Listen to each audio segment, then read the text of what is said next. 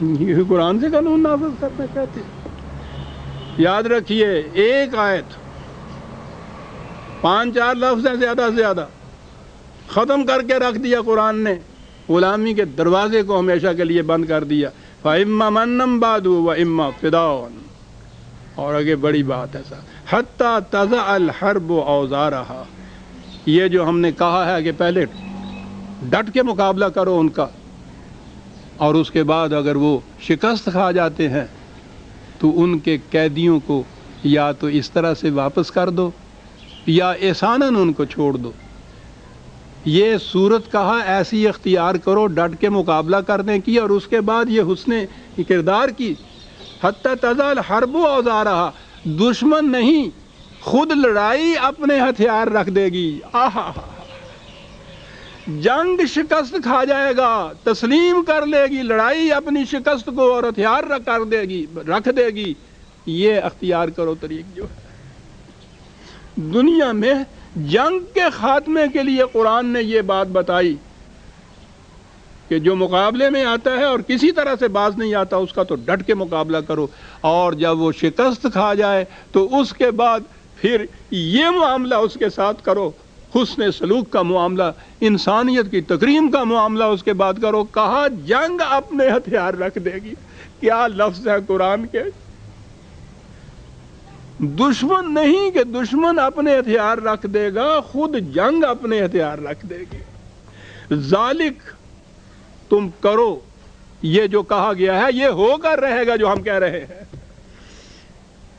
دنیا میں کمیشن بیٹھتے ہیں پارٹیاں سوچنے کے لیے کہ دنیا میں جنگ کا خاتمہ کیسے ہو جائے، وہ یہ کہتا ہے اس طرح سے ہو جائے گا۔ ذالک، ہوگا ایسا۔ وَلَوْ يَشَاءُ اللَّهُ لَانتَصَرَ مِنْهُمْ وَلَكِنْ لِيَبْلُوَ بَعْضَكُمْ بِبَعْضٍ وَالَّذِينَ قُتِلُوا فِي سَبِيلِ اللَّهِ فَلَنْ يُضِلَّ أَعْمَالَهُمْ۔ ایک بات تو یہ یاد رکھو کہ جو اس انداز سے اپنی جان تک دے کے دنیا سے جنگ کو ختم کر دیں گے، خدا ان کے اعمال کو ضائع نہیں کرتا۔ کس مقصد کے لیے یہ جان دے رہے ہیں؟ کہ دنیا سے جنگ کا خاتمہ ہو جائے، تکریم انسانیت برقرار رہے۔ اور درمیان میں جو چیز آئی ہے وہ تو بڑی اہم ہے۔ شیخ صاحب ہیں 5-1 منٹ؟ اچھا جی، شکریہ، بڑی اہم چیز ہے۔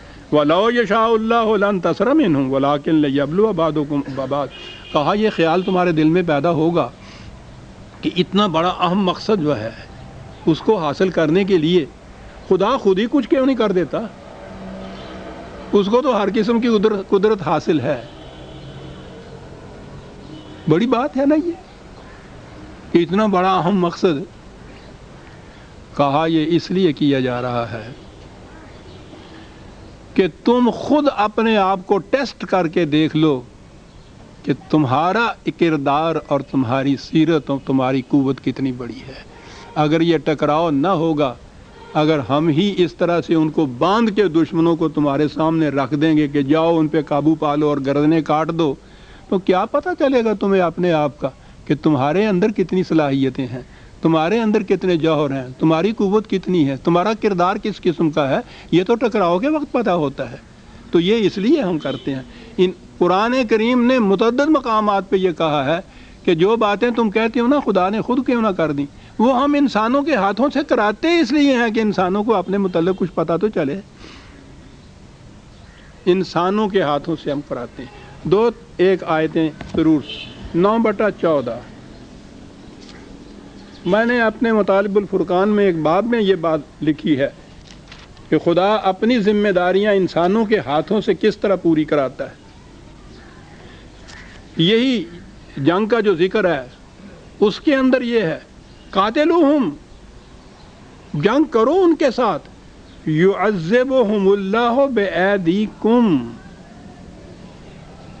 خدا ان کو سرنگوں کرنا چاہتا ہے تمہارے ہاتھوں سے۔ تو ان کو جب بھی حق حاصل ہوگا نا دنیا کے اندر اعلان ہونے کا، کہ جب مقابلے کی جو قوتیں آتی ہیں ان کا مقابلہ کر کے یہ اپنے آپ کو اس قابل ثابت کر دیں۔ اپنا ٹیسٹ، یہ جو کہتے ہیں نا کہ خدا آزمائش کرتا ہے، بڑا غلط ترجمہ ہے۔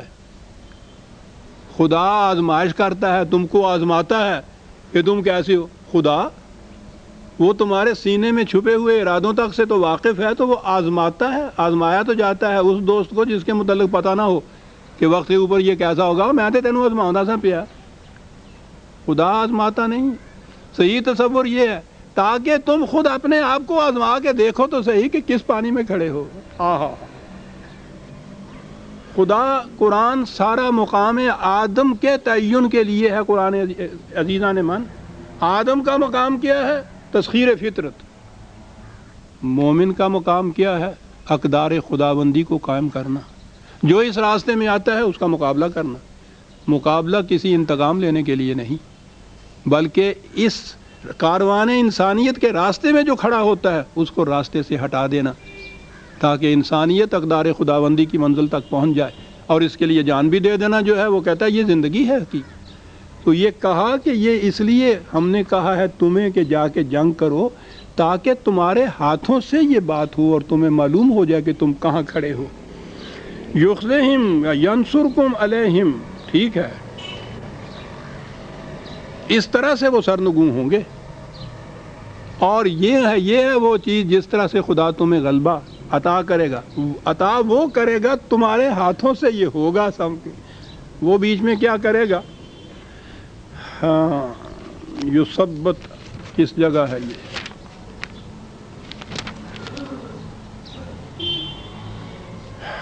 دوسرے مقام کے اوپر ہے، یہاں ریفرنس میرے ساتھ میں نہیں ہے.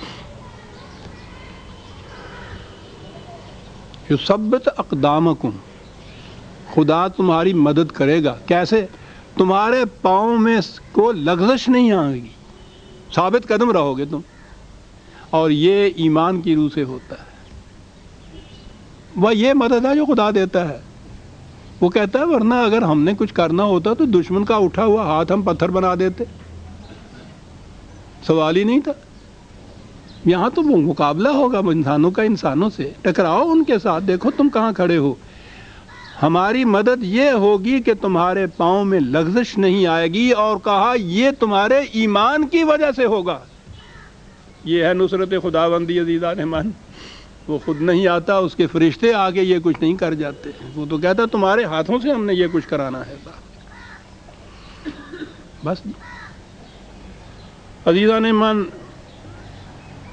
سورہ محمد کی آیت 4 تک ہم آئے ہیں. اس کا 5ویں آیت سے